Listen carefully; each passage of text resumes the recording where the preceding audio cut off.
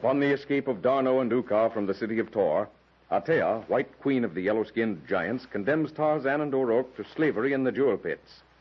Tarzan conceives the idea of a mutiny among the pit slaves and approaches a Ratorian prisoner with his plan. In the palace, Wong Tai finds Jeanette Burton alone in the quarters of Atea and agrees to use his influence with the Queen against her decision to force Jeanette to become the mate of Mungo, chief of Taurian warriors. Wong Tai insists, however, that in return, Jeanette must find and give to him the key to Atea's treasure cave. As they are about to separate, Wong Tai's retreat to the corridor is cut off by the unexpected return of Atea and her women. Dr. Wong, you mustn't be found here in Atea's chamber. She'll suspect that we've been talking. The sick, zealous, and deep-throated monks curse that woman unceasingly and her unexpected comings and goings. I shall leave by the women's quarters in the corridor. No, not that way. You'll meet some of her women. Then to the antechamber. But how will you explain to her? You remain here. Say to her that you could not find the things you were sent for. I shall be waiting her in the anteroom. Oh, hurry, Dr. Wong, hurry. Calm yourself, Jeanette. You must not permit Atea to find you in this state of agitation. Leave everything to me and remember the key. Yes, hurry, please.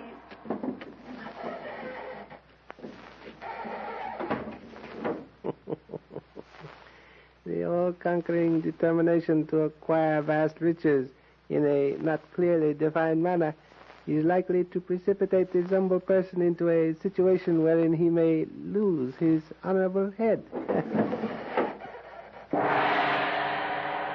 Andaka, Analuk Tumaruk. Tanya, remain here. You others go. Go now, Tanya. Find the woman Jeanette Burton and...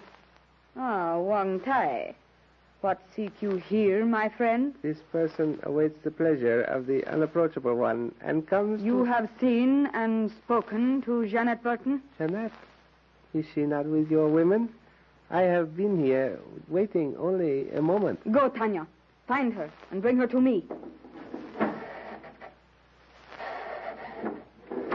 Why are you here, Wong Tai? This person comes to confer with the resplendent one on the combat between Mungo and Tarzan. What about it? A little suggestion, my friend. A suggestion Come to the point, Wong Tai. I shall speak to a narrow edge. The thought was born in the despicable mind of this person that were the combat to take place before the recapture of Lieutenant D'Arnot and Uka, the illustrious one would lose the pleasure of witnessing their reaction to the death of their friend and companion. Tell me, Wong Tai, why are you so deeply interested in this combat? My interest lies only in the pleasure of my queen. I wonder.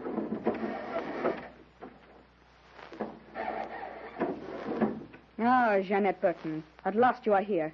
Where have you been? Why did you not return to the baths with the scent and oils? Because I've just this moment found the scent. It is fittingly written, heaven-born. Speak when you are spoken to, Wong Tai. You have not been in this room, Jeanette Burton, with Wong Tai? This is the first time I've been in this room today, Atea. If I thought that you, too, were... It is not ineptly written, O daughter of Tohr, that if there be no faith in our words, of what use are they? Silence. Go, Jeanette Burton. Prepare yourself to accompany me. Wong Tai, you will command Mungo in my name to prepare the royal elephants and guard.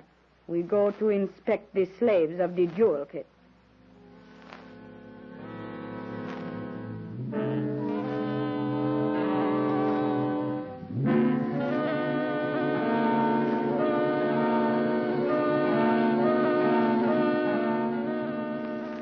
In a large clearing deep in the jungle, the stockaded camp of the Taurian patrol lies drowsing in the cool forest twilight, which in equatorial Africa comes and passes like the dropping of a sable velvet curtain.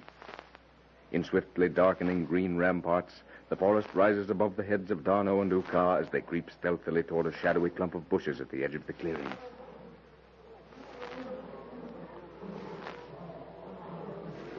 These bushes, D'Arnot, are on the edge of the clearing. Just beyond is the stockade surrounding the camp.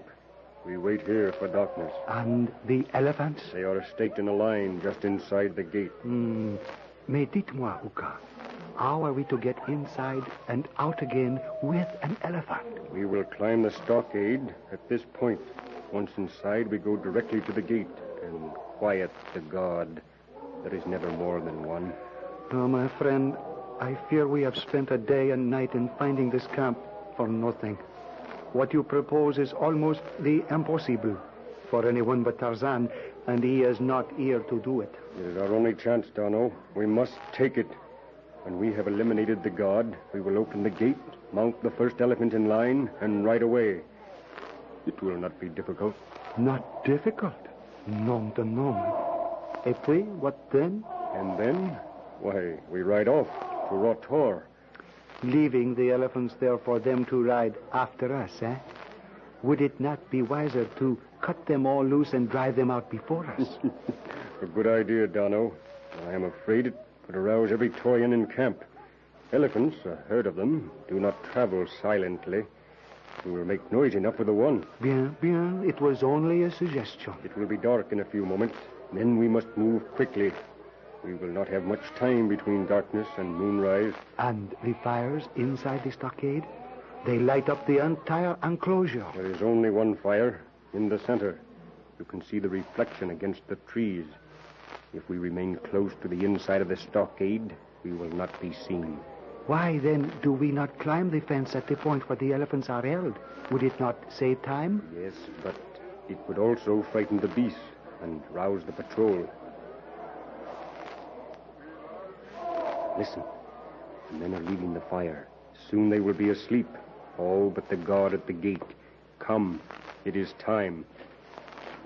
Ah, this fence. It is high, mon vieux. It will not be so easy to climb. Can you hold my weight on your shoulders? Bien, I can try. I shall brace my back against the stockade. Comme ça. Now, climb up. Mais nom de mille chien. The man is like a horse. Hold up your hand, Darno. I will pull you up. So. Oh. Now, look. The fire is deserted, burning low. The patrol is already asleep under that long shelter in the center of the stockade. Mais voyez. Uka, it is a bivouac. Those spears standing upright before the shelter and reflecting the light of the fire. Each spear denotes a man, Darno. They are placed in the ground at the sleeper's head. Here, I will let you down. Bien. Entendu. Now. Listen, Uka. Silence. Now, follow me closely along the wall. At the first sound, drop flat to the ground. Come.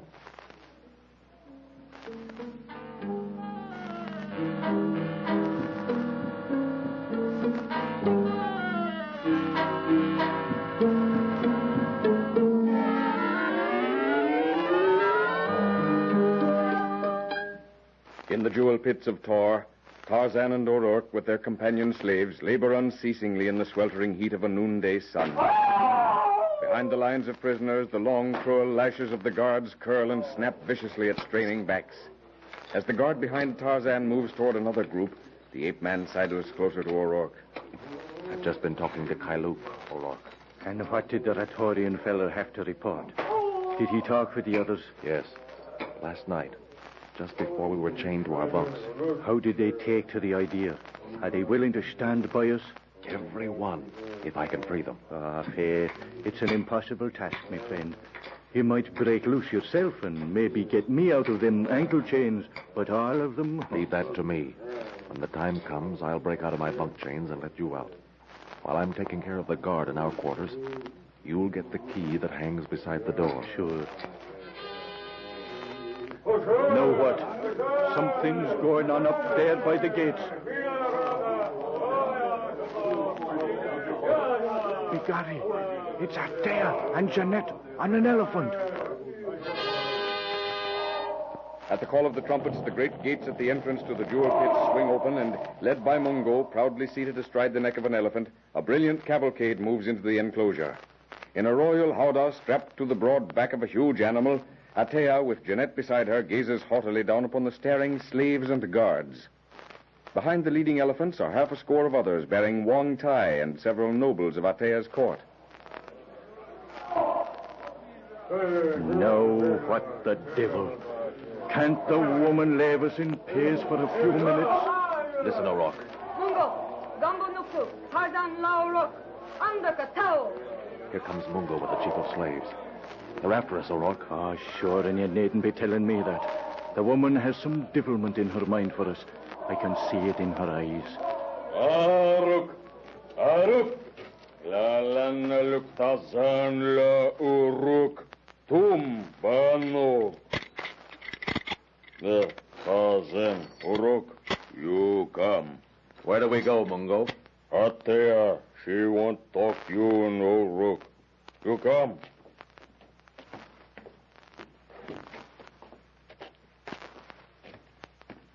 Well, my Tarzan, king of the apes, and you, O'Rourke, how do you like the jewel pits of Tohr?